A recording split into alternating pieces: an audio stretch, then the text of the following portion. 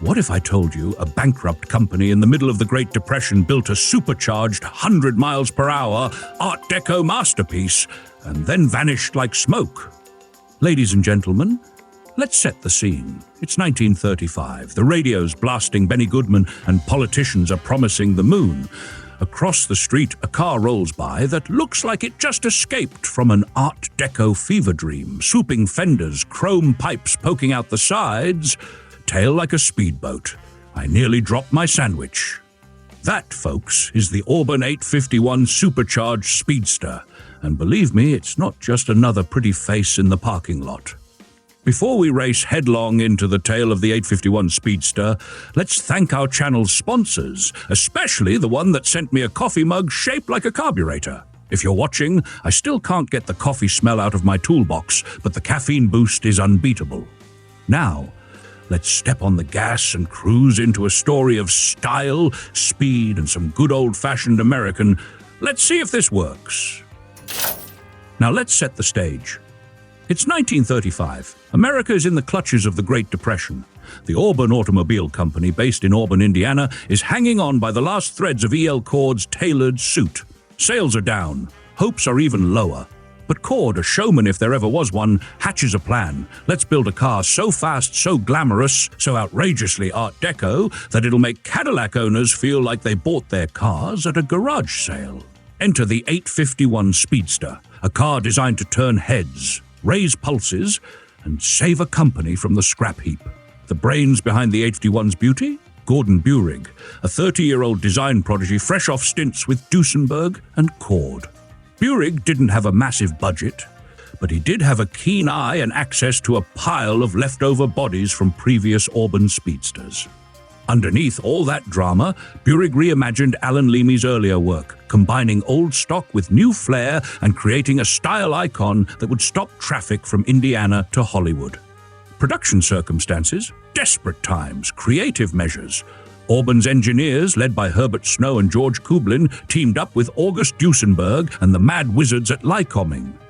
The result? A supercharged, straight-eight engine that was, in period terms, about as subtle as a marching band in a library. The company built only about 150 speedsters, a figure inflated by Ab Jenkins' showman's math. He once claimed 500, but that's like believing every fish Timmy catches is a world record.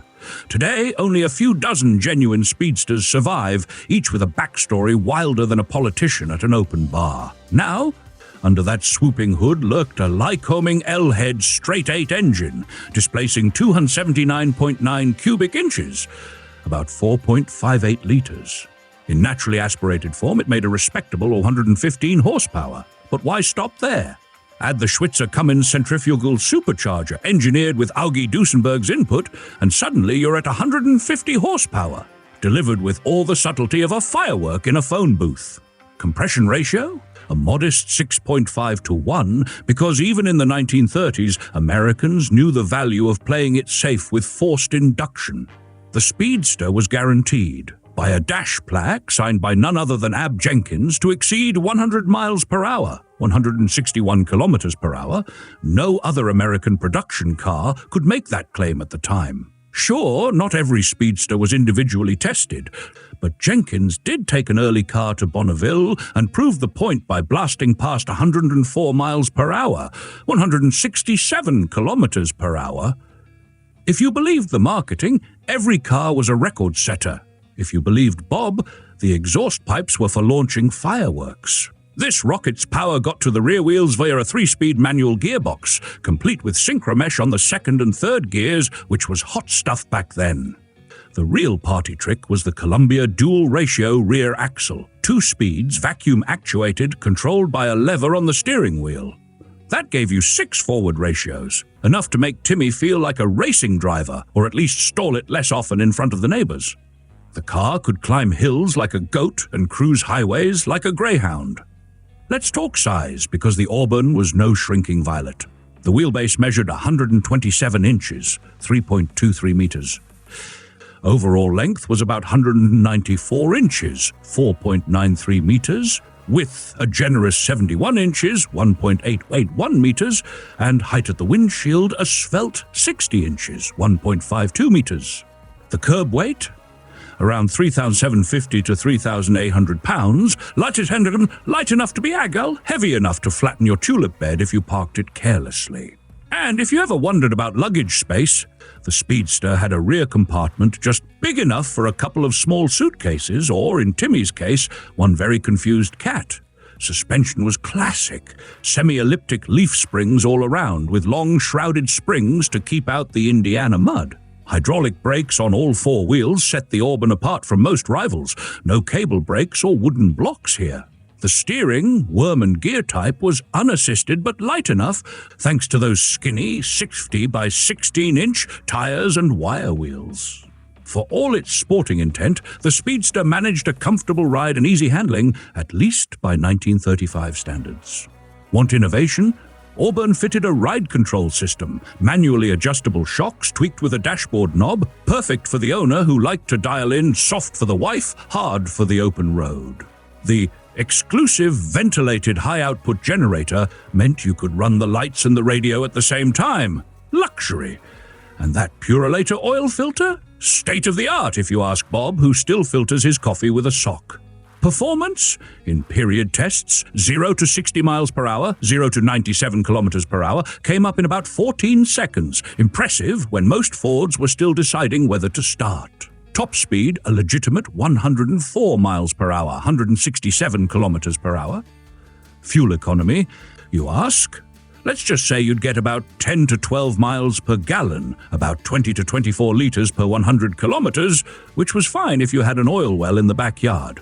Now onto the part everyone's been waiting for, the price.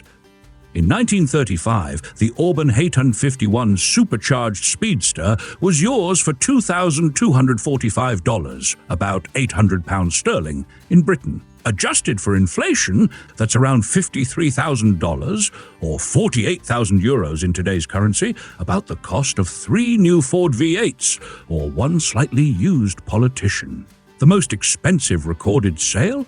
In August 2024, one Speedster hammered for a staggering $170,000 at Monterey, enough for Bob to buy his own radio telescope and finally prove that the aliens are indeed after his cheese sandwich.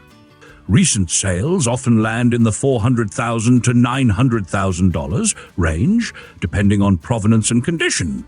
The average today sits comfortably in the $500,000 ballpark. But beware, thanks to its iconic status, the Auburn 851 is one of the most copied classics out there. Make sure your dream car isn't a kit on a Ford chassis, unless you want Timmy and Bob showing up with a tape measure and big expectations. Before we hit the road, a moment of genuine praise for the Auburn 851 Supercharged Speedster. Here is a car that, against all odds, blended style, speed, and innovation in a package so beautiful it could stop a clock and so fast it could start a riot. It was the swan song of a great American automaker, a rolling Art Deco sculpture that proved, even in hard times, that you don't need to give up on dreams. Every surviving Speedster today isn't just a car, it's a piece of living history, a reminder that fortune sometimes favors the bold and the slightly unhinged.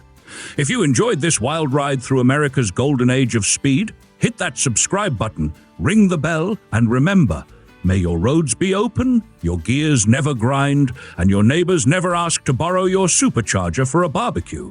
See you next time, and keep your side pipes shiny.